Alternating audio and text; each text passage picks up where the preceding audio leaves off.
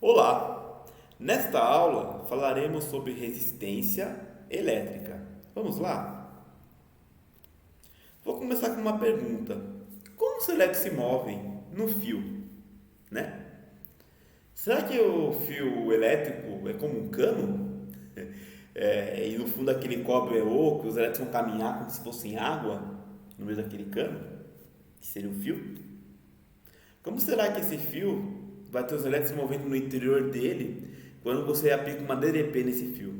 Essa aqui é a pergunta, né?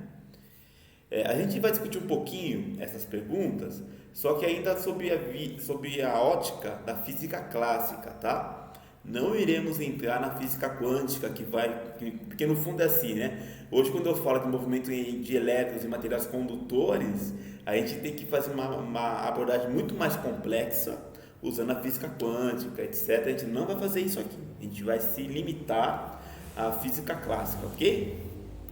Bom, então algumas possibilidades, acabei de falar, né? O fio seria um cano oco, onde os elétrons passam livremente, assim, ó, bonitinho, indo de um lado para o outro. A gente sabe que não é bem verdade, né? Hoje nós sabemos que nós temos modelos atômicos, sabemos que esse material condutor é formado por nêutrons, por elétrons, por prótons. Sabemos que é a junção desses átomos que vão dar essa estrutura que conhecemos, né? Do nosso fio, que é o condutor, então ele não pode ser oco, tá? Quando eu falo que ele não pode ser oco, eu entendo sim que entre o núcleo e o elétron, né? Entre o núcleo e a eletrosfera, eu tenho bastante espaço vazio, só que é muito pequeno, tá? Então, não é oco no sentido que tem mais coisa lá, não é só elétron caminhando de um lado para o outro. Eu tenho prótons, eu tenho nêutrons, etc. Ok? Ou será que é mais ou menos assim? Nós aqui é uma simplificação, né? Eu tenho um núcleo com carga positiva, porque lá tem nêutrons e prótons, o elétron girando em volta, e ele vai passando de uma eletrosfera para outra. Ó, tá vendo? Ele sai daqui, pulou, foi para outra eletrosfera, pulou, foi para outra, e assim vai até chegar no outro lado, né? No caso, eu fiz o contrário, né? Que vai do negativo para o positivo, no real.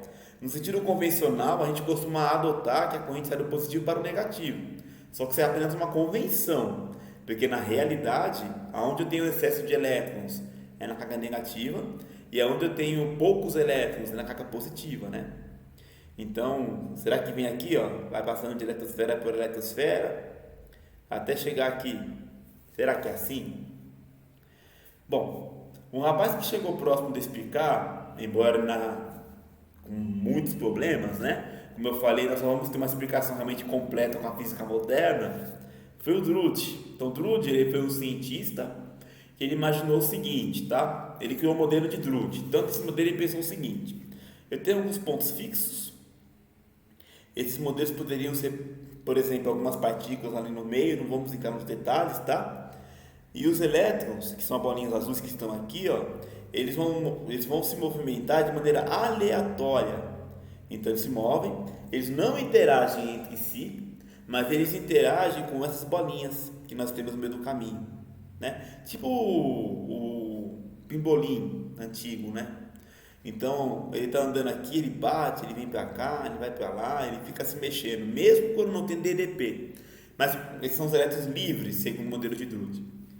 Quando você coloca uma DDP, ele continua andando com trombada, mas ele vai se movimentar mais para um lado do que para o outro, tá? E dessa forma vai acabar surgindo a corrente elétrica. Esse modelo ele é interessante porque ele acaba ajudando a explicar a resistência elétrica. Por que ele ajuda a explicar a resistência elétrica? Imagina o seguinte: se eu tenho um elétron que tem um caminho mais livre, vou chamar assim, tá? Onde ele vai trombar com menos bolinhas vermelhas, ele vai ter menos resistência à sua passagem do que um elétron que vai passar por um lugar muito cheio de bolinhas vermelhas, tá? Então, o modelo de Drude, inclusive, ajuda a explicar a lei de Ohm, que é o nosso próximo assunto. O modelo de Drude ele é posterior à lei de Ohm, mas ele ajuda a entender por que no fio tem resistência. Bom, vamos entrar então na lei de Ohm. George Ohm foi um cientista alemão. Ele nasceu no finalzinho do século XVIII, né? Mas ele realmente estudou no século XIX e foi no século XIX que ele criou as suas leis, né? Muito utilizadas na área de eletrônica. E um detalhe interessante, né? Na época que ele criou as leis dele, não havia os modelos atômicos que nós temos hoje, né? Hoje nós conhecemos modelo de Bohr, modelo de Rutherford e tal. Naquela época não tinha esses modelos atômicos, isso é uma coisa importante de frisar, tá? A primeira lei de Ohm vai relacionar tensão, corrente e resistência elétrica de um componente, de um fio, não importa, tá? E a segunda lei, ela vai ajudar a gente a calcular a resistência elétrica de um material condutor. Normalmente é um fio que a gente acaba utilizando naquela equaçãozinha, tá bom? Eu vou começar pela segunda lei. O A está um pouco deslocado, mas o A fica embaixo, tá? É uma fração, ok? Vou tentar arrumar aqui, ver se eu consigo. Pronto. Então, quanto maior a densidade da corrente, o que quer dizer isso daí? Na aula passada a gente viu que se eu tiver, sei lá, 5 amperes passando por um fio fino, nesse fio fino eu vou ter mais densidade de corrente do que se 5 amperes passar no fio grosso. Por quê? Porque vai estar atravessando a mesma quantidade de elétrons, né, de um lado para o outro, só que num espaço menor, aumentando a compactação, vamos pensar assim, tá? Então, quanto maior a densidade de corrente, quanto mais elétrons passam juntinhos, maior a resistência elétrica, porque mais trombada vai ter ali no meio. Lembra do modelo de Drude? Um fio mais grosso, por sua vez, né, como ele dá mais espaço para os elétrons passar, ele vai ter menos resistência, tá? E daí a gente chega na segunda lei. A segunda lei vai falar o seguinte, que a resistência é igual a condutividade elétrica, que é esse materialzinho aqui, ó. Isso daqui varia de material para material, tá bom? Comprimento do fio e a área você cortou o fio, você olha o fio de frente, entende? Esta área aqui. Quanto mais grosso o fio, ou seja, quanto maior a área, né, por onde o elétron vai passar, menor a resistência, ok? E a primeira lei de Ohm, que você até já conhece, né, que é a resistência elétrica é igual a tensão dividida pela corrente. Bom, só para fechar essa aula, não podia deixar de falar, né? A gente costuma usar hoje em dia um componente chamado resistor. Esse componente chamado resistor ele vai ter o código de cores, tá? Não vou ficar muito em cima disso, porque também imagino que vocês já viram isso em outra disciplina, no curso de vocês. Mas aqui eu tenho uma pilha, né? Uma tensão, e essa tensão vai atravessar essa corrente que vai surgir, vai atravessar os dois resistores, tá bom? Quando eu tenho uma resistência em série, eu tenho a corrente igual e a tensão dividida, tá? Para obter a resistência equivalente do circuito, basta somar o valor nominal de cada resistência, né? O valor das duas resistências, nominal, real, enfim. É o valor das duas resistências, ok?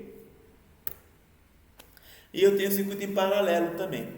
Quando o circuito está em paralelo, as tensões são iguais em cada resistor, né? E a corrente vai se dividir. É o contrário do que acontece no circuito em série, tá? Para obter a resistência total, ou equivalente, eu preciso somar o inverso, né? 1 sobre R mais 1 sobre R2 de cada valor de resistência. Aqui eu encerro a aula e até a próxima, gente.